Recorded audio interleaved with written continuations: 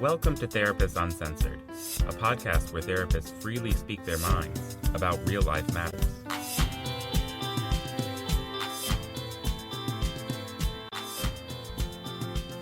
Hi, today's episode is on the basics of the relational brain. This episode is going to provide you with a foundation to future episodes, and if you listen closely, it's going to really directly impact how you understand what's happening, both inside you and, in close relationships around you.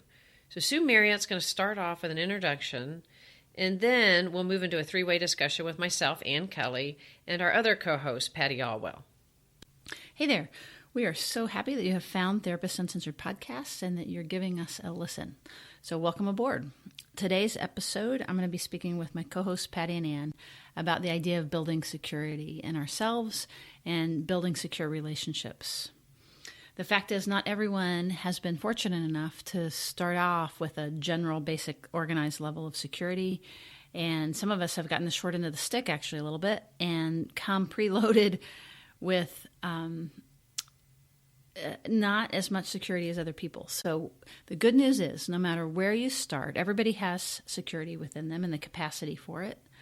And we are going to break it down so that you understand what parts of the mind are operating in this positive place and how we can turn those on and cool off some of the problem areas so that we build security no matter where you begin. So we're very excited. It's actually part of why we even started this podcast, is to get the material out as widely to the world as possible, and also to connect listeners to more information about it. So we'll have show notes and resources and all kinds of things if you like what you're hearing here. Okay, so the first thing, the foundational thing that we're going to need to know is a little bit about the mind. So we're not going to go into tons of stuff about neurons and glial cells and things like that. But we do want to know there's three specific structures that really affect our sense of well-being. And the more that we understand them, the more that we're going to have control and insight and awareness and have a greater capacity to manage ourselves. And even, like, you might be doing okay, but maybe your partner is having trouble. So if you can kind of visualize what's happening in their mind, it's really going to empower you to help them out and to help them get back into the secure place. So this episode is going to be particularly about those structures of the mind that you need to know, which are three things: the prefrontal cortex, the hippocampus, and the amygdala. Okay, now let's decode this and pull this apart about why you need to know these structures, what they are, and what they do. The prefrontal cortex is where we want to begin because that's where we are going. That's where we want to end up. So that's the most important part, and that's where we're going to be focusing on, how do we keep ourselves connected as much as possible. So if you imagine looking down at a brain, the top part that you most typically think of when you think of a brain is the cortex. The front of the cortex, so the front half of the part that you can see, is the frontal cortex, and then the front half of that, so just imagine your forehead, is the prefrontal cortex. That is where, if our lights are on all the way up there, then we're going to be in our best self. We're going to be acting like adults and being able to be flexible and adaptive and keep other people in mind as we're speaking and care that how we're coming across and really be able to kind of get a sense of what's going on in the mind of other people. So that's the goal. That's where we want to be. Just to be super specific, just for any of you science folks out there, right in the middle of your forehead, if you imagine a heart between your eyes, right in the middle of your forehead, that is the orbifrontal cortex. That's really the gold. So if you're using any visualizations or anything, that's what we want to be. Those neurons we want to be firing as much as possible. Now, why don't we just hang out there, right? Like, that's a good place to be, so why aren't we there all the time? We're going to talk about that. From baby to adulthood. We've got other characters on the scene. And the other characters, so that's the highest part. If you drop down, there's a middle part of the brain called the limbic system. And some people think of it as like the mammalian system. It's where it's basically where you assess, are you safe or not safe? Is there danger? And so kind of if you imagine like a fox with his family near a den, and a new fox pops up, they alert, their ears are alert, and they check it out, and they're going, is this a friend or a foe? And they're communicating quite fluidly with each other about, is this guy coming to hurt somebody, or is this just a friendly fox? So there's a lot of emotional communication that's happening, but it's at the level of mammal. It's not that higher part of the brain, right? So I said there's the prefrontal cortex and the limbic system. Within the limbic system, there's another interesting structure called the hippocampus. And people don't talk a ton about it, but it's going to be really important in building this theory about what works in relationships, because the hippocampus is what modulates memory, particularly memory where we know we're remembering and where we just where we can tell stories about ourselves. So autobiographical memory. Autobiographical memory, that's right. And later we'll go into more about this related to long-term memory and how emotion is stored. It's really quite interesting. But the more that we can remember our past and our future, then when something happens in the moment, we're going to be able to stay more connected to our higher part of our mind. So the hippocampus sort of regulates, past, current, future. Like almost think of grappling hooks, that go backwards and forwards. And if we can keep that part active, we're going to be less likely to do the third piece, which is to drop down into the amygdala, and which is a really interesting almond-shaped structure that's lower down. So think of it, it's more primitive. It's kind of more Fred Flintstone. And the best way to think of this is your real fight, flight, freeze. And that's the thing scanning for is everything okay. So if you think about a home alarm system, or I personally like to think of it like a friendly Rottweiler. Because I was raised with Rottweilers, actually. And they look really scary, but they're actually big teddy bears. So, but they are good at fending off danger. And so if you think of it as your guard dog, so your amygdala is your guard dog, and which is great when there's actually a threat, right? And one of the things about the amygdala that's interesting too is that it on purpose exaggerates things, particularly related to threat, which is why that when we get activated in our amygdala and it shoots out all this cortisol and norepinephrine and adrenaline, it's getting us activated to take care of ourselves. So particularly when that threat response is going, guess what happens to our prefrontal cortex? I'm guessing it goes offline. Exactly. It gets a little bit flooded. It gets drowned out.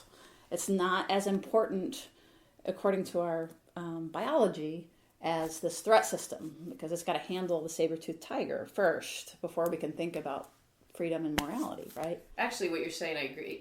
It's not only not as important, it's actually an interrupter. If you have a saber-toothed tiger coming at you, right, and you stop to pontificate about whether this is a nice one or a threatening one, exactly, that in and of itself could lead to extinction. So intentionally, our survival mechanism is to disconnect any of that frontal cortex at the time of we perceive threat.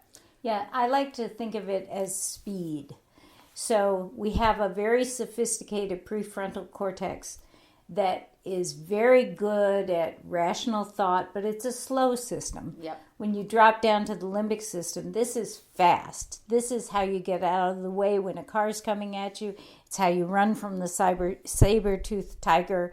This is the part that's really designed to protect your life.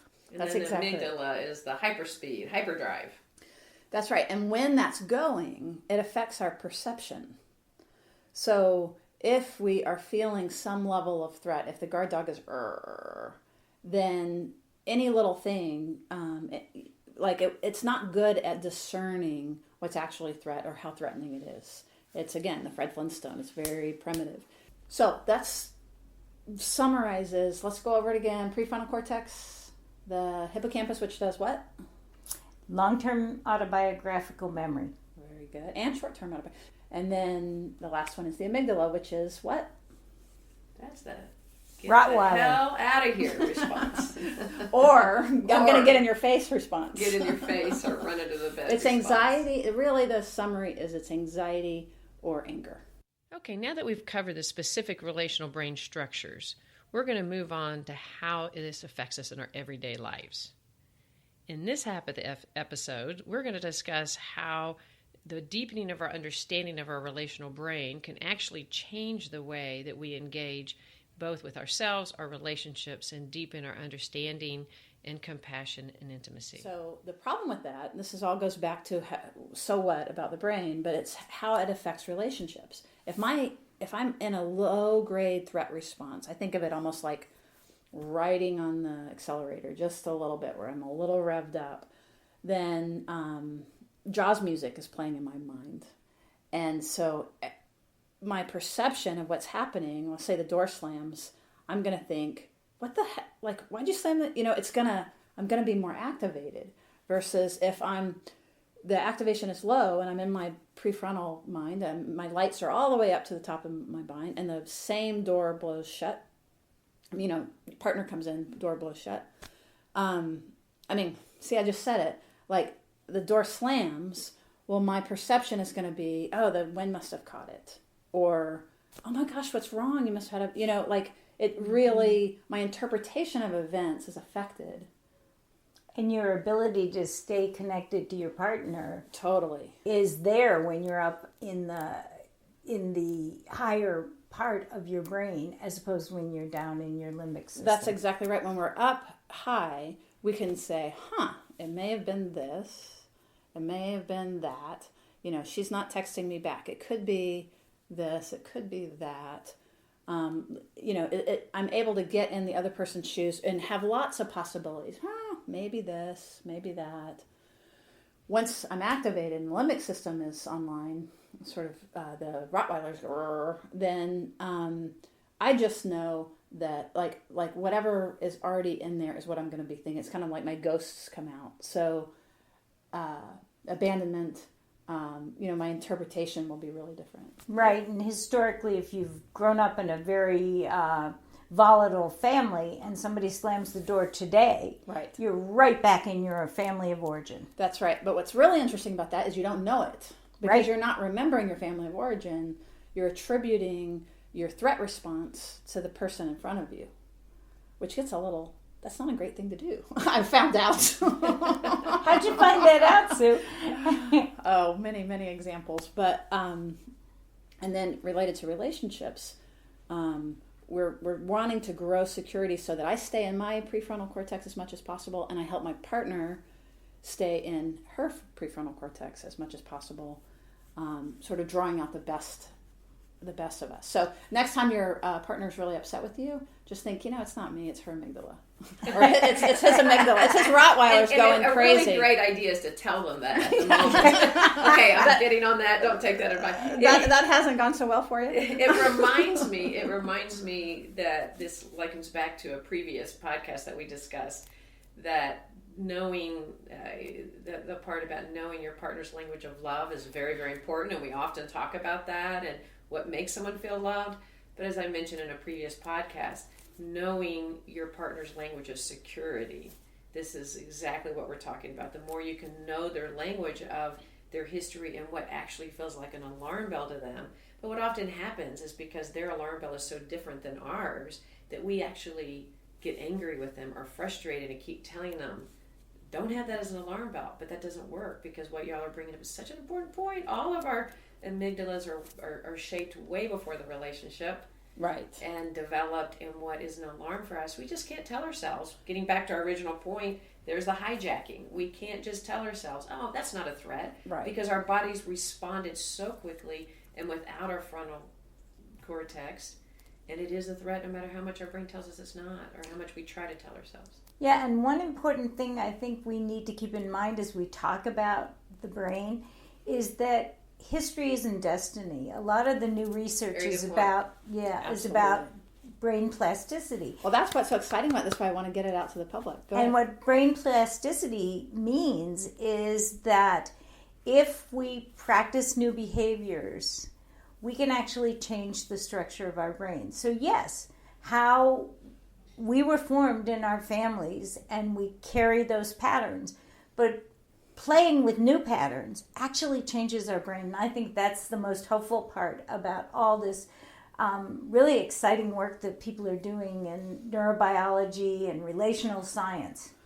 I totally agree. I'm so glad you said that. It's awesome. And just, to make good on our promise to make this usable, I mentioned the thing about don't take it personally, see it as your partner's dysregulation.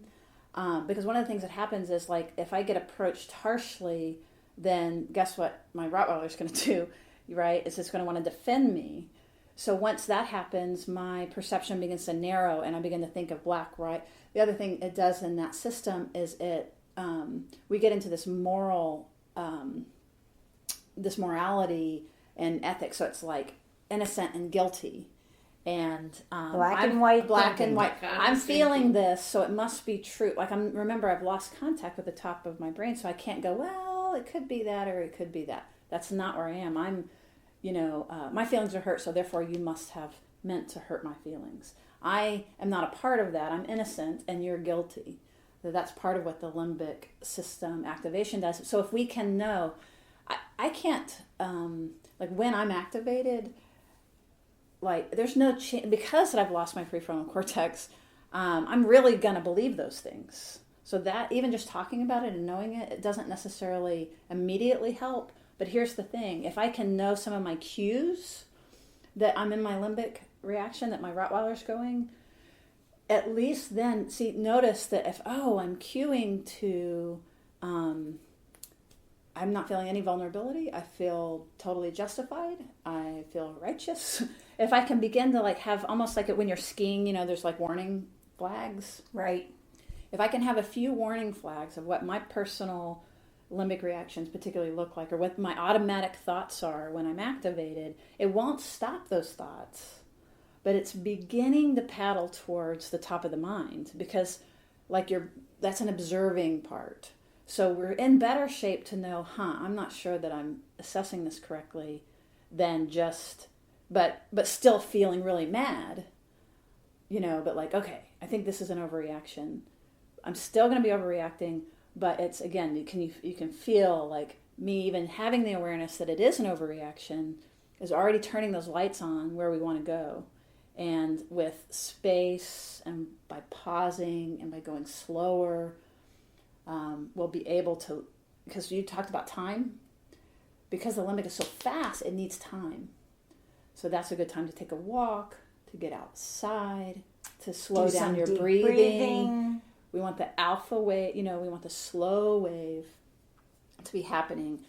It's literally giving time for the prefrontal to come back online, and it takes time because it's slow. It's the newest kid on the block. So, well, but that comes back to when we have relationships are probably the most common way that we can experience both the highest threat and the highest security. That's so true. And so because they happen... And that's totally related. Totally related, because they happen in the same element, it's really confusing, because when our most secure object then becomes our most threatened object, it is... Or threatening object. And when you say object, what do you mean, Anne?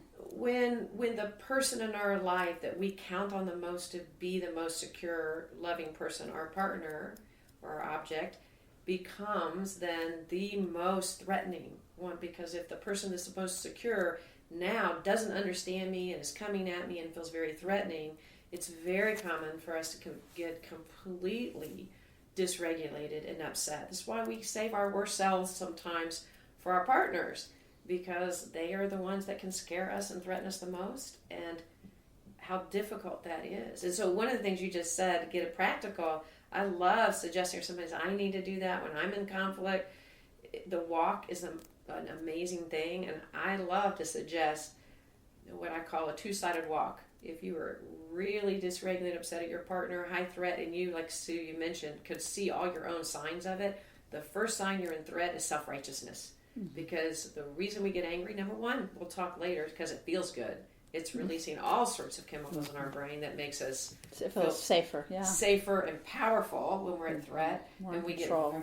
we get very self-righteous. energized. And then it's hard to stop that, Yeah. because why do we want to calm down? I feel all vulnerable. The V word. No. Screw that. We don't want to get vulnerable. We want to stay powerful. So we don't have Particularly if the threat system is even tiny bit activated. There's a good point. So we don't want to calm down.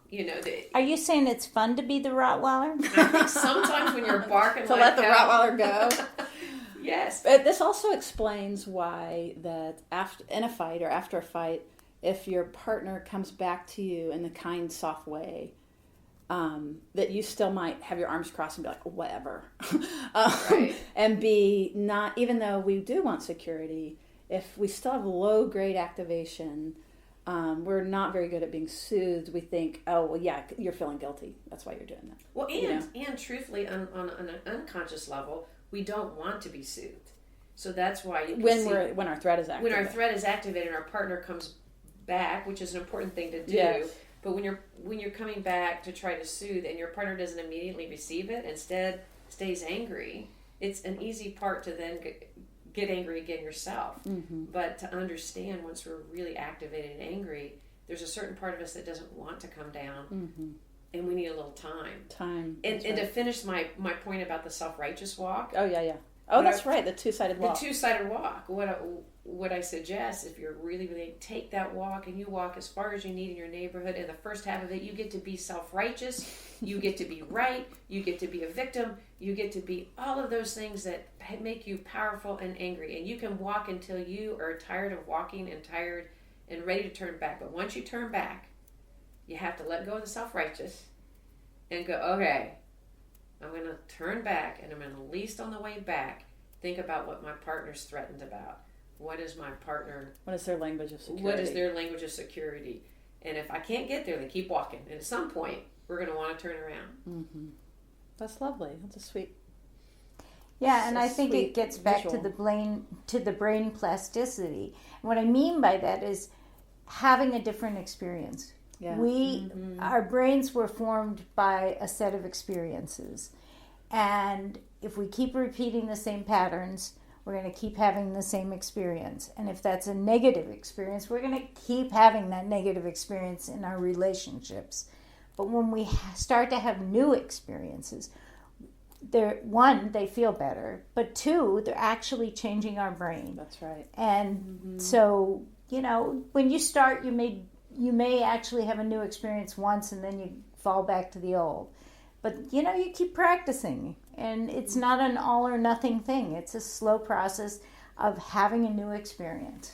Yeah, it makes me think about when we think of neural connections, that the ones that are really practiced are like the superhighways. They're real fast and they're real easy and we don't have to think. And anything, or even sometimes I think of like a groove. And if anything comes even near it, I'm going to put it in that groove. Meaning, whatever that is, including security, including like, oh, you meant the best. But let's say when it's more problematic, and say we feel abandoned frequently or what have you, there's that groove, that trying the new behavior that you're talking about, like, okay, I'm really upset with you, Patty, but I'm going to come and talk to you about it, which isn't what my groove says to do. My groove says to say, screw this, I'm out of here. But my new thing that I want to do is try to come talk to you. So the freeway is going to take me away. But there's these little country roads where I have to like pull the map out and turn it right side up and figure it out to be able to come back to you and create the new neural connection. And of course, like you said, the first couple of times it's going to be awkward and take a long time. And but if we practice and practice and practice that, then we're going to get a little trail going in our brain.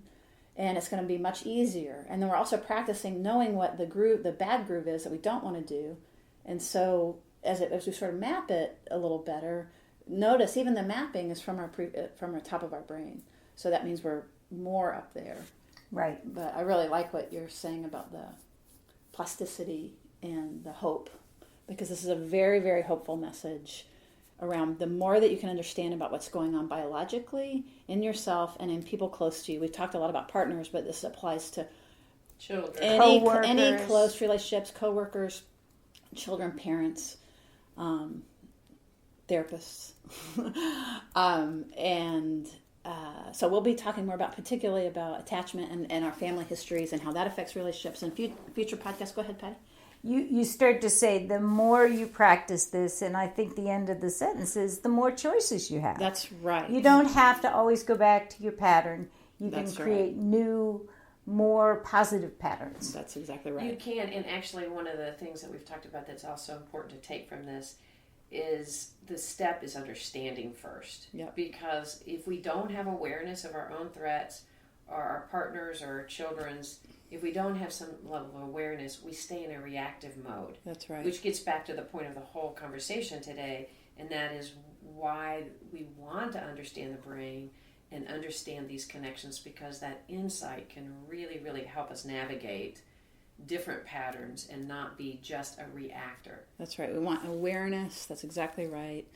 And then compassion. Right. So Self and other. that's right. Like I just got really mad and shut down. And as I notice that, then what I want to have happen is to come in with like, oh, wow, you must have really, that was powerful. This is really important to you, Sue. Instead of saying, oh, God, you did it again.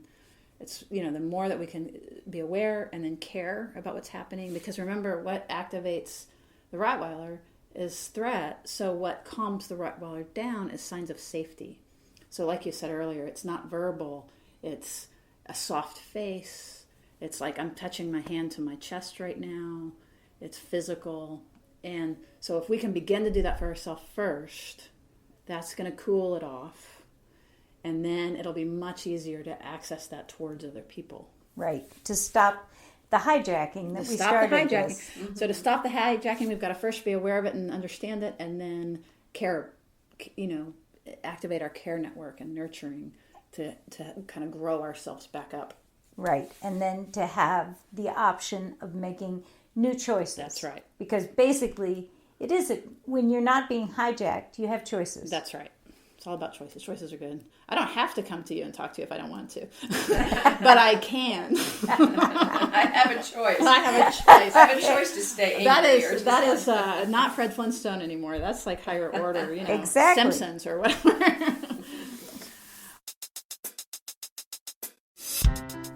Thanks for joining us on this episode of Therapist Uncensored. If you know somebody who might be or should be interested in learning more about themselves and their relationships, please share this freely. You can find us on therapistuncensored.com. Thanks for joining us.